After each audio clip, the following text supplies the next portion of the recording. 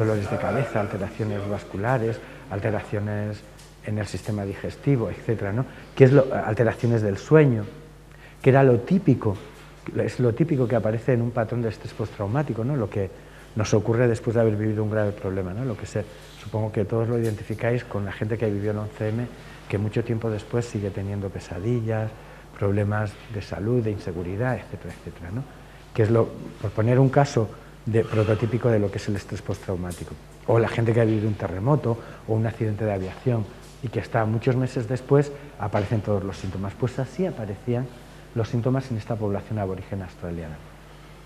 Esto no me importa tanto destacarlo como un patrón de respuesta clínica del funcionamiento psicológico, sino destacarlo sobre todo con esta idea de que no es que solo el espacio sea una extensión de nuestro propio yo, como la persona que se hace una casa y extiende en el diseño de su casa su manera de ser, sino que el espacio entra en nosotros y forma parte de nuestra identidad.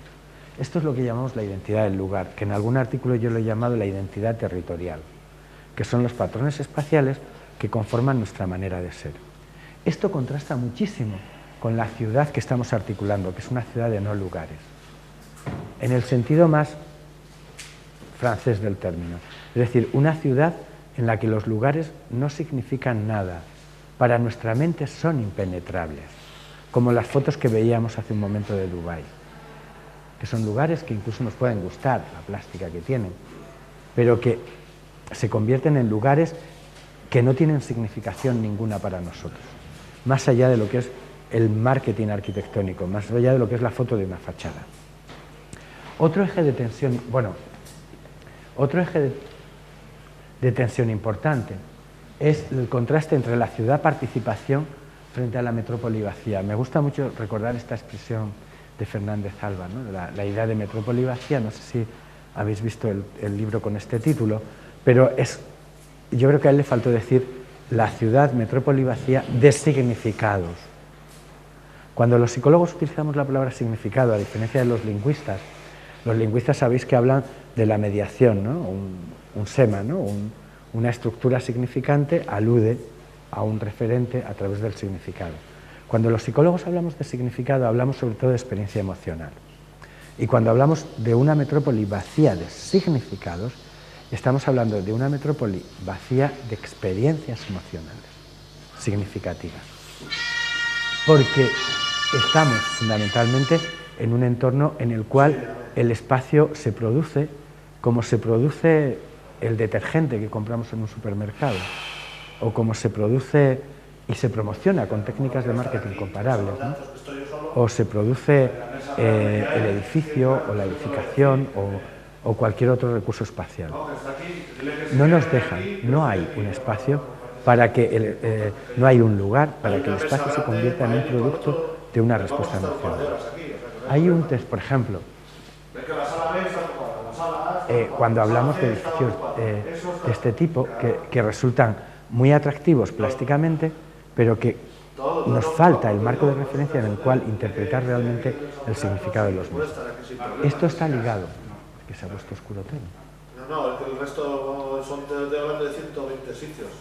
O sea, una aula de... Esto está ligado a la tercera polaridad, al tercer eje de tensión del que hablamos, que es el contraste entre la arquitectura de nombre y la autoconstrucción. Fijaros que todas estas polaridades nos reclaman la gran pregunta que se ha hecho la humanidad desde siempre.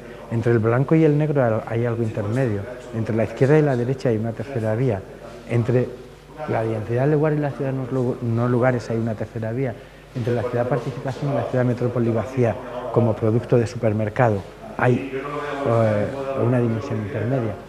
Y hay una tercera polaridad que es la polaridad entre la arquitectura de nombre y la autoconstrucción. A mí me fascina mucho un trabajo de un discípulo de Christopher Alexander, del arquitecto, supongo que lo conocéis, ¿no? Que se llama Harry van Oudenalen, también lo podéis mirar en San Google, que hizo un documental apasionante sobre el desarrollo de un barrio de la ciudad de Cali, en Colombia, ¿no? La ciudad de Cali es una de las ciudades que tuvo un crecimiento no masivo, pero sí proporcionalmente muy intensivo. En muy pocos años pasó de 30 a 50.000 habitantes a 500, 700.000 habitantes. Y hay un barrio concretamente en la ciudad de Cali que se llama el barrio de La Esperanza, que fue el que estudió Harry van Oudenallen. Como sabéis, la mayor parte de la edificación en América Latina es autoconstrucción, pero es muy bonito el documental que hace Harry van Oudenallen, porque va narrando cómo hay un proceso de microadaptación en el uso y en la organización del espacio. Y se van encontrando sobre todo lo que es más importante en el urbanismo, que es la búsqueda de esquinas permanentemente, la búsqueda de lugares de cruce. Los paisajes de cruce son realmente los paisajes transversales, ¿no? Son los paisajes que permiten cruzar espacios y que se crucen personas. Y esto contrasta mucho con la idea de la arquitectura de nombre, en la cual lo que nos encontramos fundamentalmente es un espacio planificado con un hito planificado. Esto tiene que ser, a mí me encanta la torre de Bancobao de Saedoeza, ¿no? De la Castellana. Y ese es el hito, es como la Torre Eiffel. Bueno, teniendo en cuenta las diferencias, ¿no? Pero el hito es la arquitectura, no es la funcionalidad del espacio creado por el arquitecto. Esta idea de la arquitectura del hombre, donde el sueño del arquitecto es que su nombre quede anclado a un lugar, que se llame la Torre Saedoeza o la Torre Eiffel o lo que lo queramos llamar, probablemente a veces deviene en la pesadilla del usuario. Otro eje de tensión importante, por supuesto podéis interrumpirme. Tu amigo estaba hablando de los campantes ahí en la librería.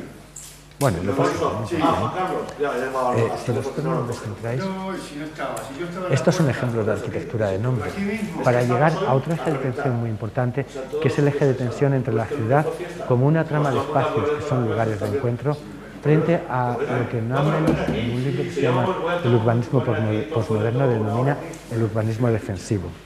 El otro día yo paseaba por las zonas del norte de Madrid, de Valdebebas y San Chinarro, y yo siempre había creído que el urbanismo defensivo era, pues no sé, estas viviendas, estas urbanizaciones privadas, donde todo está privatizado, pero encontré que se estaba desarrollando una especie, un sucedáneo de urbanismo defensivo casi más peligroso, que es el que se está haciendo en estas zonas, donde todos los edificios miran hacia adentro, tienen su espacio privado y el espacio público queda reducido exclusivamente para el tráfico. Son viarios del tráfico, ¿no? Y entonces a mí me sorprendió ver en San Chinarro que nadie pasea por las calles, por poner un caso, ¿no?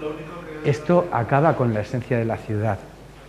Si algo descubrieron cuando este efecto, este nuevo hábitat que llamamos la ciudad, es que la ciudad era un lugar de encuentro.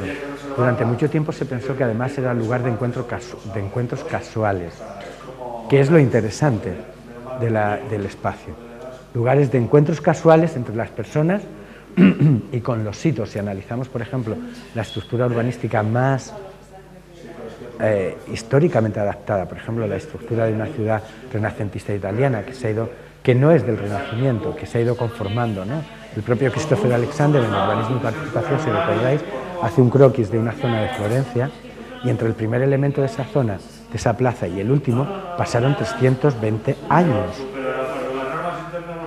Y para describir un concepto, no sé si lo recordáis o si os lo han explicado, que es el concepto de crecimiento orgánico. Es decir, es un crecimiento que es casi como el proceso que describía Darwin de la adaptación. Es un proceso a través del cual vamos adaptando el espacio a nuestras necesidades y vamos modificándolo, ¿no? Esta especie, que es la idea del lugar de encuentro entre personas y lugar de encuentro de sorpresas espaciales, es lo contrario del urbanismo defensivo. Un entorno en el cual es que estamos moviéndonos en un entorno absolutamente seguro, bueno, diríamos aparentemente seguro, pero que tiene un gran problema psicológico, que es el problema de que es un espacio estimularmente monótono. Bueno, los psicólogos, que somos muy pedantes, a la monotonía estimular, la monotonía estimular es lo que llamamos, a lo que la gente llama aburrimiento.